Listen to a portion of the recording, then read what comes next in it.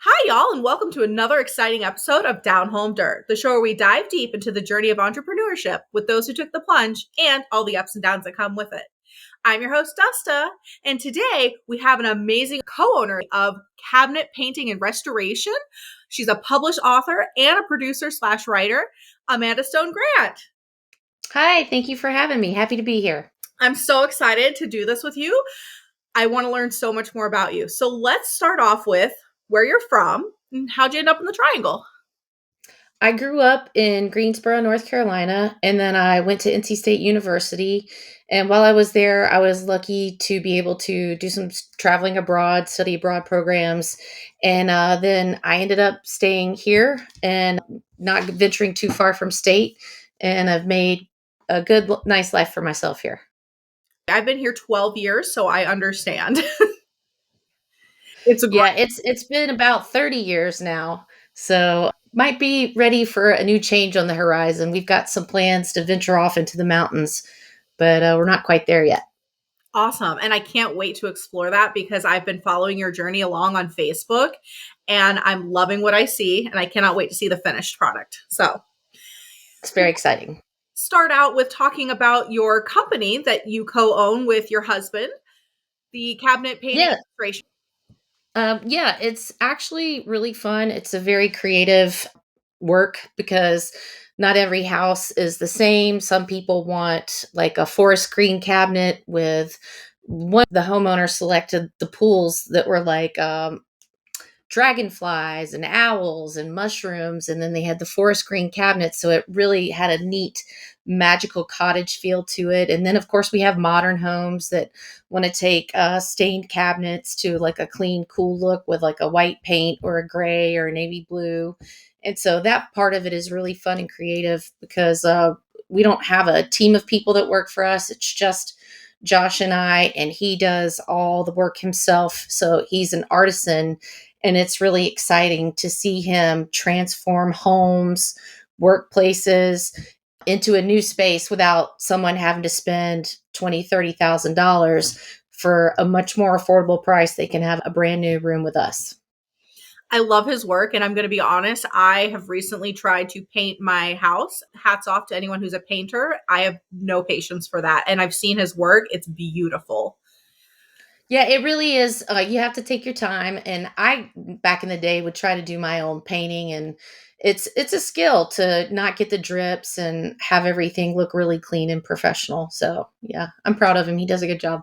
He really does. And the hand strength, my hands go like this and they start shaking and these lines. And I'm like, you know what? I gave up. So I outsourced it because I just realized real quickly that's not for me.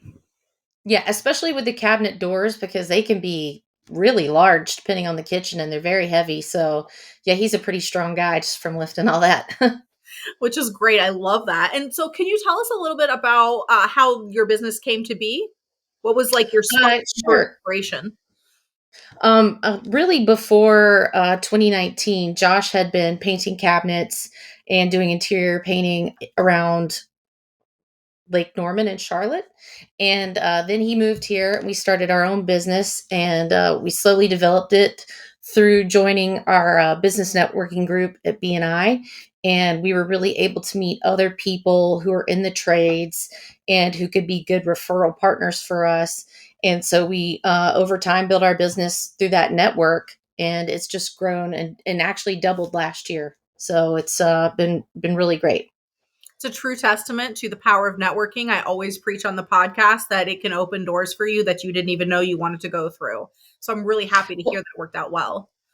It's true because, like, being a small business owner, when we started here in Wake County, we had all these organizations coming at us for like, oh, Angie's List or do that. And those things are very expensive and really can be a bit of a pitfall and a trap and don't really pan out that often. So, really, the personal relationship within our networking group is where we were really able to be successful because over time we've built a relationship with these people. We've worked with them, we've seen their work.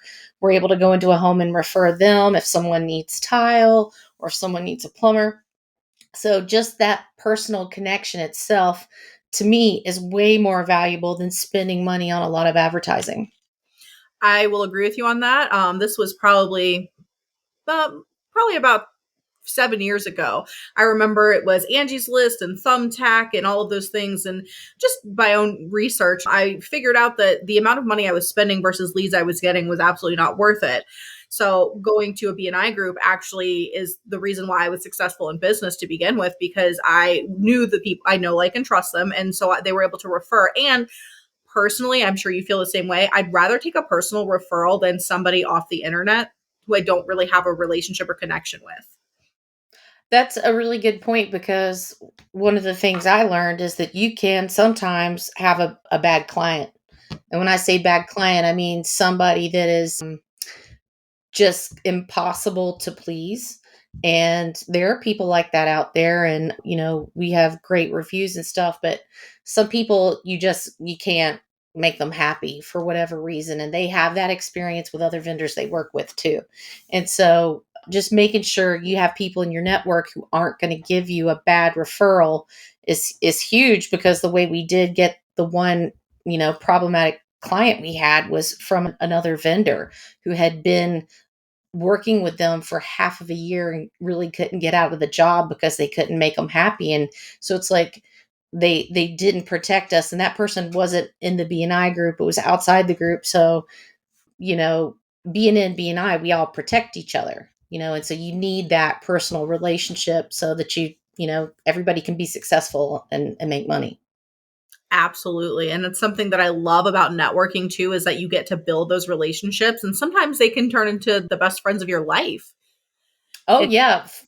With our move, we wouldn't be planning what we're doing without the people I met in our networking group, because I've got my realtor from there. I've gotten financial advice. It's just been a really great resource for making our plans with our networking family.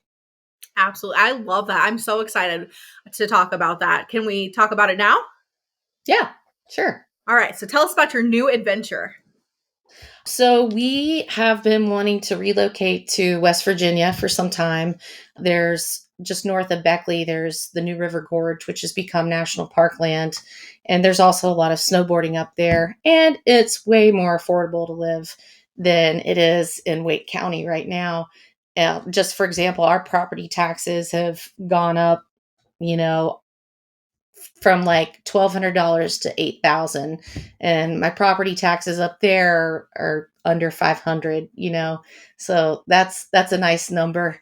And we also just like being outside, and like I said, snowboarding, and we'll be 30 minutes away from our local slope and then 2 hours from snowshoe. And we really want to have our lifestyle just adjust out of the city into a much healthier way of living.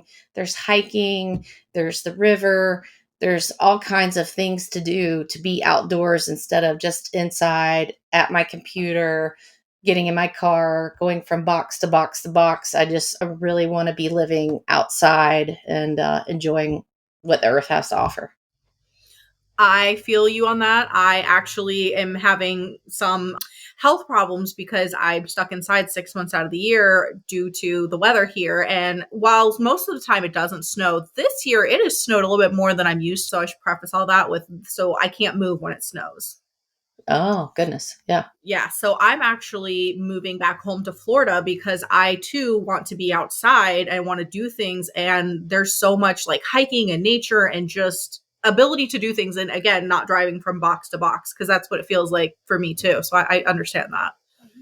Yeah, I can't wait. We were up there this past weekend, and I didn't think there would be snow, and there was for the whole 4 days we were there. You're going to the sun, and I'm headed to the snow. But yeah, we actually got to snowboard, and it just was just fantastic to be up there while that was happening. This is exciting. And it's not like you're buying a house there, right? You're building. Yeah, we are. We're building, and that comes with challenges. So we've kind of decided to move up our timeline so we can be up there during the process and watch it happen and go ahead and just be living the dream. Absolutely. That is the dream, to build your custom home with $500 a year tax. I'm good on that. Mine went up. Yeah, right. They're like, they went from, I don't remember, it was something really low. And they're like, oh yeah, now it's like 25,000 or 25, $2,500. And I'm like, okay, that shot up quickly. Yeah, yeah. And even just like going out to eat up there is just things are a little bit more reasonable. And it makes sense. It's expensive to live in the city. Raleigh has changed. I've been here since I was 18. It's changed a lot and is now the place I wanted it to be when I was in my 20s. I wanted this fast paced tech town, and now I just want to be in the woods. So it's what happens, I guess. I'm approaching 40 and I feel that 100%. I grew up in a big city. There was over 1 million people, right? Never seen the same person twice. So I came up here and just kind of had like a really slow lifestyle. And then now I'm going back, but I'm going back for different reasons. But at the same time, I'm like, is this really like what I want to do is live in a big city where I'm constantly go, go, go? Because I'm really enjoying my relaxed lifestyle. I just want a garden and I want to be an old lady in my pool. That's it. Yeah, I feel you because I told you I did some study abroad. And when I did, the first time I was in the Netherlands and the second time I was in Vienna. And both times I experienced a pace of life that is just like a lot different than how we live here. There's just seemed to be more time in the day to prepare my own meals, to deal with classwork or whatever it was I was doing. Whereas over here, I just feel like there's never enough time, that I'm always racing around. And that pace is really, I think, good for your health to slow down and to just not have to go so fast. So that's one of the reasons why I want to be up there, is because when we're up there, I feel the way I did when I was in Europe, that it's just a slower pace. And so I think that's something a lot of people could benefit from. But I know a lot of people. I have a dear friend, Elizabeth Caddy, who's a filmmaker as well. And, she loves city life. She says, "Oh, give me city life any day." And I'm like, "All right, well, you can come visit me in the mountains when you need a break." So, That's my ultimate goal, is to have like a place in a city where I can go enjoy all the fun stuff and eat and whatever, but I also want somewhere in the middle of nowhere where no one can bother me. I feel like that's an yeah. internal struggle that I'm constantly dealing with. Yeah. And that's probably like where we're at, just as a society, because a lot of people have lost their connection with nature, but then they still want the benefits of modern life. So you just have to find your balance. I, I'm trying, girl. I am trying. Uh, so you mentioned filmmaking. Can we talk about your producing slash writing accomplishments? Yeah. Yes. So my first and foremost passion is writing novels. I went to school for literature and language, and I've been working on a book series really for 30 years. But you'll get tied away to a project over there, pulled into something over here. And that's a big part of the move. Is I really want to get up there. I'm going to have an office that faces into the woods, and I just want to finish cranking out this series. I have like a book and a half left. I haven't published any of these yet because I want to avoid people reading the series and then assuming they know what's going to happen. So I really just want it all kind of set in stone, so it's done on its own and can be taken one book at a time. But in the middle of that, I have a good friend, Christopher G. Moore, who is a director and writer. And I got involved with him in making some horror shorts at first, and I helped out with production. And then he got brought on board to help adapt this book called Worst Laid Plans. It's a horror anthology about vacations gone awry. And we ended up adapting. There's three short films in the anthology, and we did the second segment, and it's called "Have You Been Saved?" Honk if you've been saved. So you can find it now on Amazon under Worst Laid Plans, and also under Tubi. That's really exciting. Yeah, I love. it was a really fun experience. We got to work with special effects crews and actors, and just we were working in a studio here in Raleigh, and then we also filmed at a roadside motel off of 95 in Johnston County. We were able to film at the very famous and now closed Circus Burger in downtown Raleigh. And so I really like that we were able to preserve that spot since it's no longer open, and it has been such a fixture of Raleigh and downtown. How long does it take from writing and starting to film to end of production and it's ready for someone to view? Wow. I think that really depends on the team and who's involved and how much of a perfectionist they are. Some people can make a short and get it out pretty quickly, and then some people really want to hire people to do orchestrations. They work with lighting. Christopher, for example, is has a very specific style, so he really takes his time and puts all of his thought into every aspect of the film. So does Elizabeth.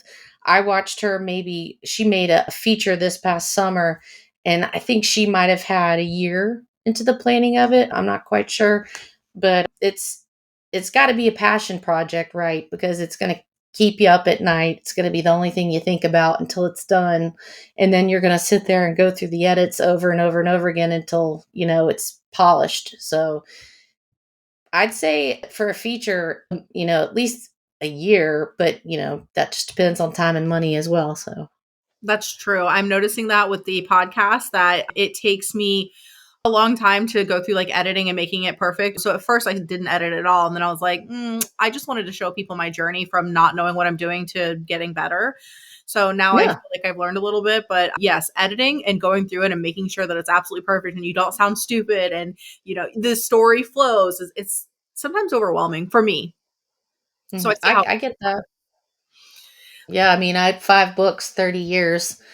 Yeah. Talk about going over the information over and over and over again. that's exciting though. I can't wait. You're gonna have to update us whenever the books are out and ready for purchase and reading.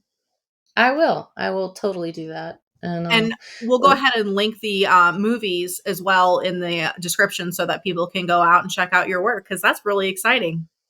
yeah, it's pretty cool. There's actually, within our film, we made another film within our film. So there's a moment where some of the characters are watching like a sci-fi B movie on a motel room TV, and we actually filmed it in my garage. And I have a small little part in it, non-speaking part. So that kind of stuff is fun too. Do you ever see yourself going in front of the camera more often, writing yourself into scripts? No, no. I mean, I'll do any kind of little small fun part, but I'm a creator. I am not an actress. And I do cosplay. I've been doing cosplay for 32 years. And so that's a little bit like acting, right? Because it's really fun when you're in the fourth wall of it and just being the character that you're playing. So I will act if it's fun. If it's not fun and it's scary, I'm not going to do it. But as long as it's fun. And I started, because I'm a world creator, I started DMing, and so I get to do a bit of acting when I'm doing that with my NPCs and stuff and my monsters. So I do enjoy acting. I just wouldn't enjoy it if it was a job. People were going to like yell at me and tell me I had to be a certain way. Like, as long as it's a fun thing, I'll do it. Yeah, I get that because the same thing with me. If it's not fun, I'm just like, I lost interest, which it happens. Yeah, it does. And, filmmaking isn't, there are moments where you're like, this isn't fun, this is stressful, but overall, it is such a joy to have an idea and watch it come to life and then see it on the big screen. You're like, oh my gosh. There's a DVD out there with our film in it, and that's just really cool. That is really cool. It's a great accomplishment. I'm excited for you. I'm happy. I'm proud of you. I think that's amazing because there's so many people like myself included that have the dream and the idea, but I don't have the wherewithal to like get to the finish line. So Well, it sounds like you're on the right track. I mean, like, look at how you've grown your podcast. I think with anything you want to do, you just have to start doing it and not worrying that you're failing at it. That was what my mentor Nick Halpern at NC State really told me, was like, don't worry about what you're writing, just write so that you start to freely write, and you'll get to where you need to be. But if you write and then you go back and critique it, then you're never going to let that creative voice really fly. So you just have to write every day, or try to sew every day, or whatever it is that you want to learn to do, hey, there's YouTube out there now. You can learn all kinds of things online about how to do stuff. And then you just practice and you keep doing it, you know? Absolutely. That reminds me of this saying that I heard recently was practice makes progress. And I was like, oh, okay. It's much better than practice makes perfect because we don't want to be perfect. We want to make progress. No, that's who really knows what perfect is, you know? Listen, it's not even a setting on the dryer at this point. So I don't know. Right. There's no setting on the dryer for perfect. Like, perfect That's laundry. funny. Done. So, can we talk about some of the challenges that you faced when you were starting your business and doing your filmmaking? Yeah, I would say with the business, first of all, getting your name out there and also building a reputation so that people can trust you for the services that you have to offer. That's really the thing you want to get established first is how am I going to get my name out there and how are people going to know that I'm good at what I do? You know, so for us, we were able to paint a friend's cabinets and then show off that work and just that visual representation of what they went from, you know, that started to get us a little traction. And then the next job, we put that up there too. And then people slowly start to see job after job after job where you've made this amazing transformation happen from maybe cabinets that are a stained color and then just brightening up a room with white or even what we like to say agreeable gray. So I think having your name out there, continuing to put it out there, but also at the same time showing that the level of work you do is the main way to grow the business. But also there are going to be lean times. And there were months where we were bringing in, you know, $16,000 and maybe for 6 months. And then all of a sudden, seasonally or something happens with, you know, the world, and then nobody wants to spend any money on cabinet painting. And so you really also need to budget. And when you're doing really well, you need to put money aside. Don't, you know, just don't think that the fountain is always going to be flowing with gold because that's really not the case in small business. You've got to plan ahead. So that was one thing I really learned was just financially planning ahead, also studying trends year to year of when does it seem like people don't want to paint cabinets, when do they seem to be really excited to, and just preparing for that end of it too.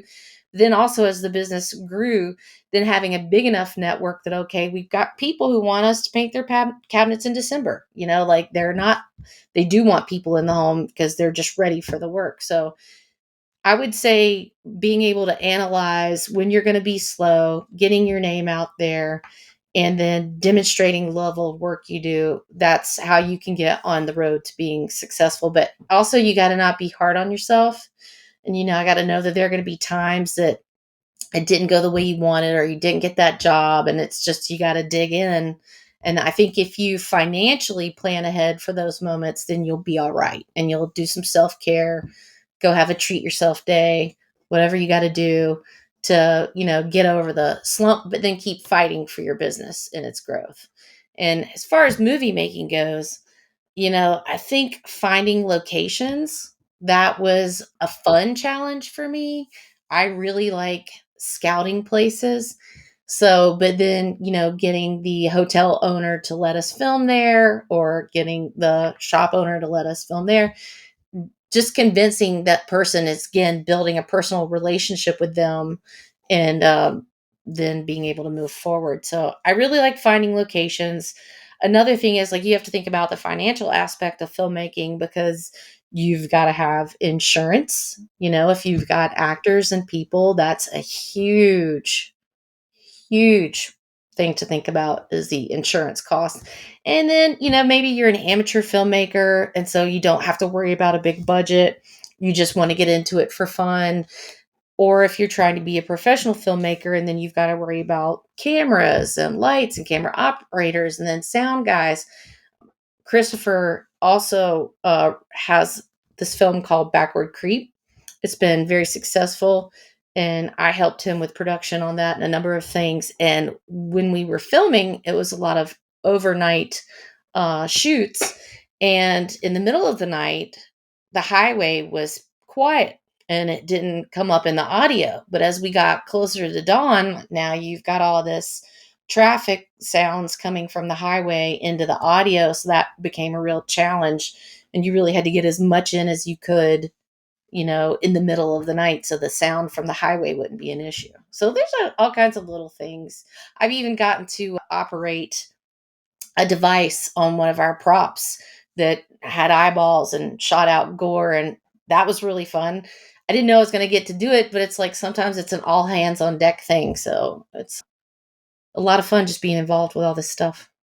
It sounds like it. That's very interesting. I've never, obviously, the only thing I've ever done is my podcast, and that has been a challenge just because I don't have any experience. I'm going to be honest, but that's okay because I'm learning as I go. And I started out with like these little tiny mics, and you just clip them on. And anytime somebody moved, you would get all that like feedback in it, and it Oh, drove yeah. me insane. So we ended up getting a sponsor, and they bought these really nice mics and stands and everything. Crisp, you can hear it. It sounds so good. But that was like my little learning curve. And also camera work. I have no idea what I'm doing. So I just set up the tripod when I do in person and press record. And you're learning, like you already got a sponsor. So look at how you've grown already. Which was super exciting. I guess I can't say I wasn't expecting it to take off because I really felt like I had a great idea and a great, premise for everything. I just wasn't expecting it to take off as quickly as it did because I've only been doing this not even a year. And here we are in season two. Season two is all about women's stories. I feel like we have better stories. I feel like we have more challenges. So I wanted to kind of highlight that, when we go into business, we also have other things we juggle. You're juggling your movie production, your books, you're juggling a business and a relationship. It's Yes. a lot. Yeah. And, within the business, like Josh is busy with all the physical work. So I handle the accounting, the marketing, the rest of it. So I think as women, we tend to be like a catch all for whatever's not getting done. We just see it and do it, like, because it's got to be done at the end of the day. And so, like, I wear many, many hats, and because I see the work and it's got to get done, so I'm going to do it. And, I don't mind. I'm pretty happy being a business owner, gives you a lot of freedom. We can travel when we want to, and we can set our own schedules, and it's the hard work is definitely worth it. So, but I think as women, we definitely do tend to just jump in wherever we're needed, absolutely all the time. Yes, I will agree with that. I have two daughters and a son. My son will watch me struggle. He does not give a shit. Okay. And then my daughters are like, just move out of the way. Like, let me handle it. I'm like, oh, okay. That is the difference. Yeah.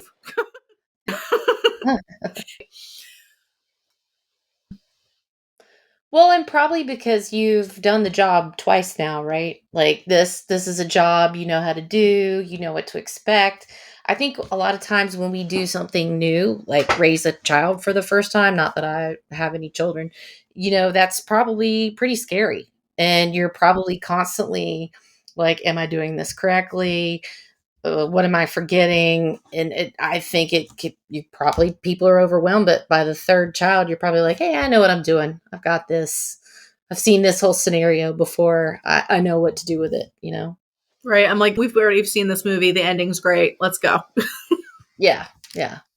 I love it. So let's talk about some of your goals for the future.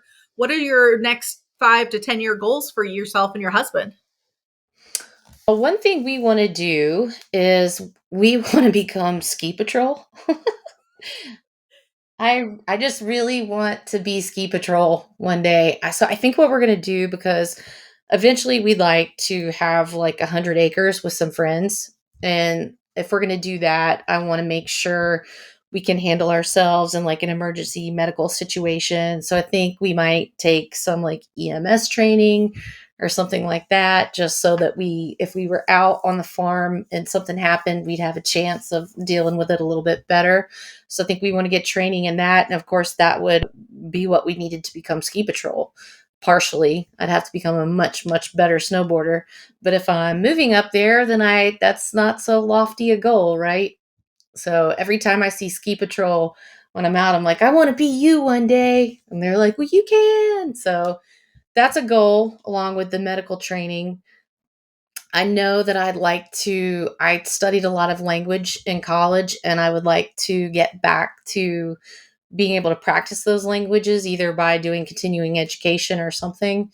Just any way to be able, because I studied Japanese, I studied German and Spanish, and I would really just like to maintain those things and be able to use them and when I travel. And definitely, we've got some travel down the road. We're gonna spend some time in Niseko. We were originally going to honeymoon there after our wedding, but with COVID, it was impossible. And they get the best powder in the world without having such a high elevation. And I have asthma, so that's good for me. So I think we want to spend a couple months in Japan at some point. And so traveling, snowboarding, finishing my book series, and of course, building more costumes for Dragon Con. So pretty excited about that. Going to do a Starship Troopers costume for this first time this year. I'm going to be Diz, so that's going to be fun.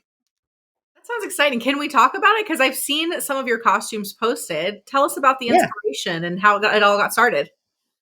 So I did not know what Dragon Con was the first year I went. I was, I think, sophomore or junior in college, and my friends were like, "Hey, we're going to this comic book convention in Atlanta. Come with us." And I was like, "Okay." And I had always been into theater and dance recital costumes and Halloween and stuff. And I was just a bit of a punk rocker back then. And we went and I saw all these amazing costumes, and I immediately was like, I'm going to start cosplaying my character from my book series. So for the first 5 years, I would only go as the character I had made up. And so and I went alone after that, just every year. And I started to make friends with some people from California, from Atlanta, and I slowly built my Dragon Con family. And after about 5 or 7 years, I was like, well, you know what? I want to cosplay other characters too, because it's going to be forever before my book comes out. So I think I'll dress up as other things. And it really started with, I think one of the first costumes I made here in Raleigh for Halloween was I made a Princess Mononoke. And that was pretty fun. Just had like a hockey mask and some fur and bejeweled it. And I had such a good time. And then the first really big Dragon Con costume I did was Red Sonja with my Hyborian Age Conan the Barbarian cosplay group. And that was fun. I did not know what I was doing. I made it out of scale mail, but instead of making scale mail the way people are supposed to make it, I got some leather hide and punched holes and then grommeted all the scales in. That's like not what people do. But that costume has lasted forever.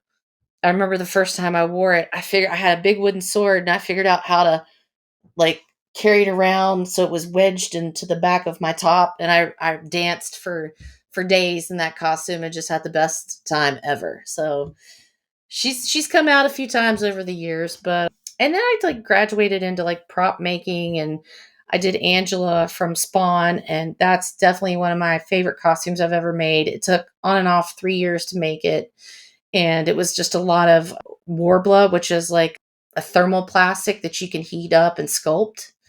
And so like it's an elaborate headdress, and the costume itself is very detailed, and also she has a giant staff weapon that's like 6 feet long and at one end like 4 feet wide. And there's a I supposed to be what looks like a ribbon because her power is attached to these ribbons that coils around it. That's a thermoplastic that I had to sculpt and paint upside down. So I really love being creative, and I'm really fortunate to have found Dragon Con and cosplay in general, and it's been a part of my life ever since the first year I went. I've never missed it. During COVID, we had a virtual con that we put up a tent in the backyard, wore costumes, and did the virtual thing with everybody. And it's just been a huge part of my life. And yeah, I don't know where I'd be if I had never found Dragon Con. I'd probably be sad.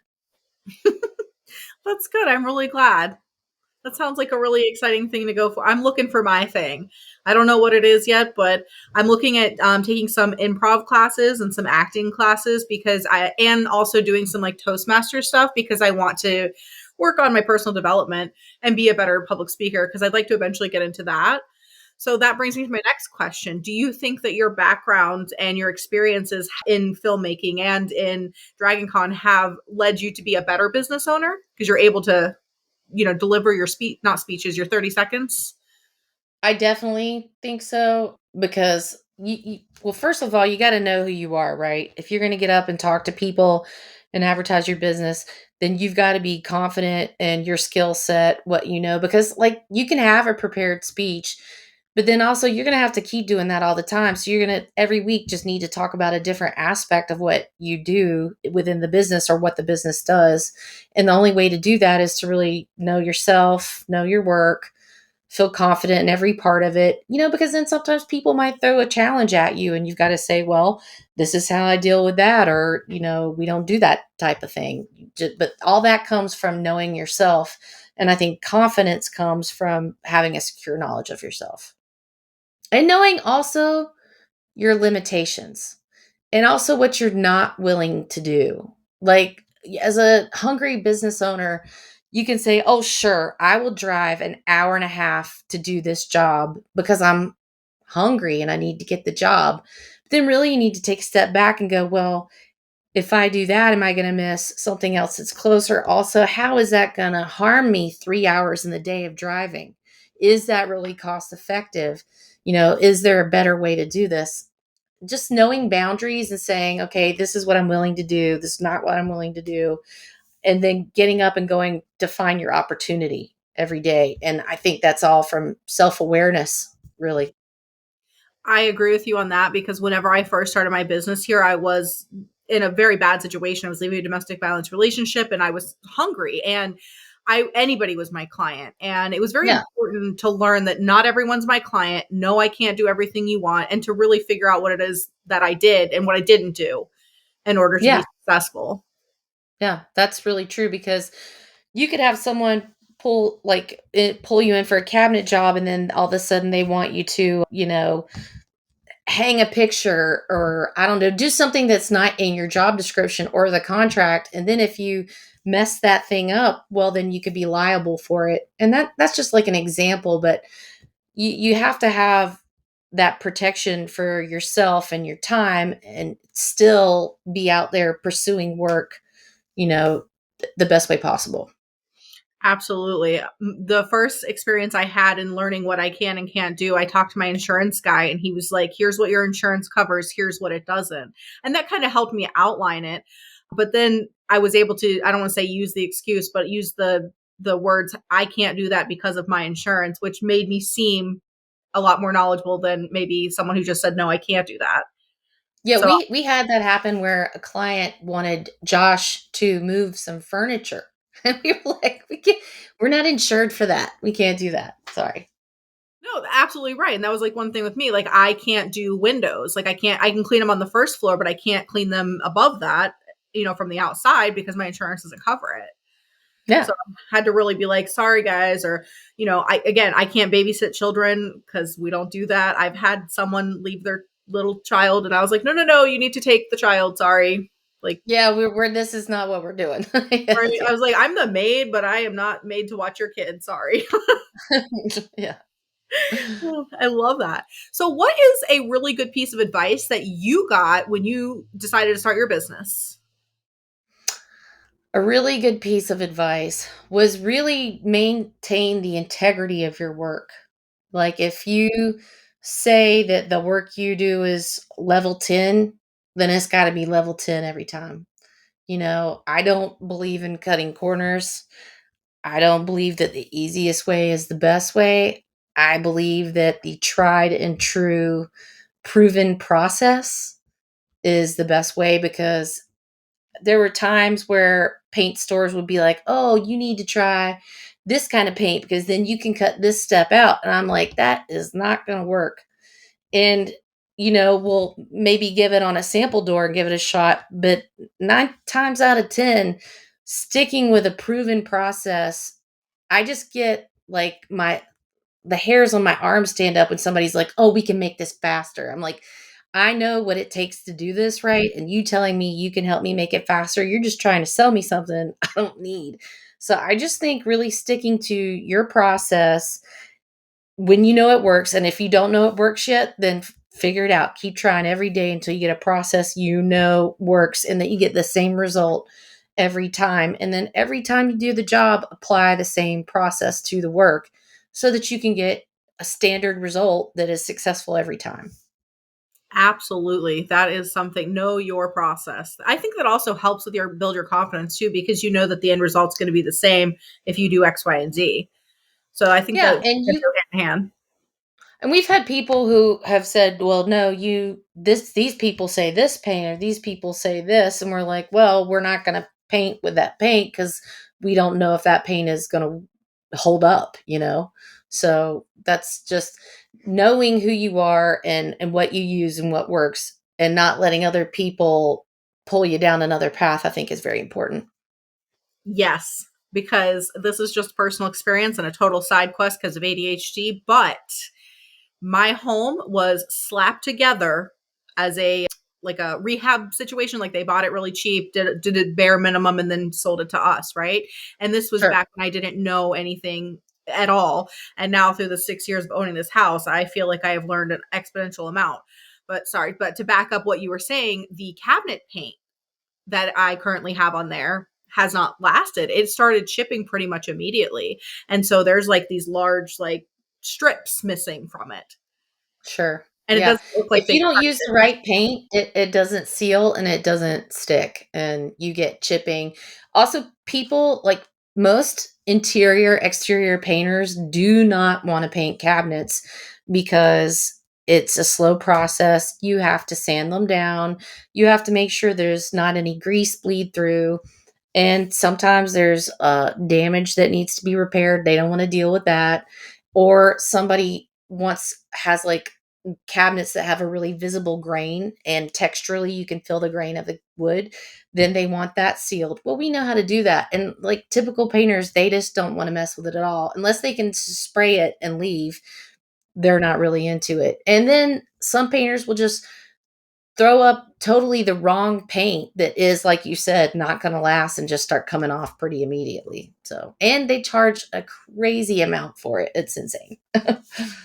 Yeah, I just looked at it and I was like, oh, this used to be brown because I can tell, but they just slapped white over it and it looks like crap, but that's a whole nother story. So that's a whole nother project for a whole nother day that I'm absolutely not doing. So Yeah, let that go to the next people that own the home.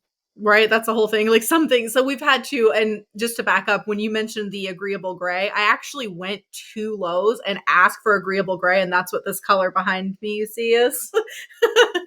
I mean, gray is great, right? It's modern, it's neutral, it's not brown. Like I know when I was getting into the house I'm in right now, everybody in my family loves the color brown and I like the color black. So I just wanted black everywhere and they're like, "No." And it's all about what makes you happy. I agree. I'm a fan of black. I hate brown. I love my dad to death, but he thought that it would be a good idea to have the exterior of the house brown, the carpet, the furniture, the cabinet. I was like, everything blends, bro. You need some like dimension Yeah. here. I think in the 70s people just were like everything needs to be brown and like burnt orange. Yes, and like pea soup green Yeah, yeah, I was gonna yep, is what it's true. honestly, like I would love to visit a home built in the 70s with all of that stuff. Could I live in it? Absolutely not. Yeah, our house growing up was definitely like a Frank Lloyd Wright 70s kind of Brady Bunch feel home. We even had the globes, the big white globes. I know this mall in Greensboro had those globes everywhere, and I think they've resurfaced like in modern restaurants now, but like in the 70s, it was that big earthy space globe look. I remember that. Well, is there anything else you'd like to share with our audience?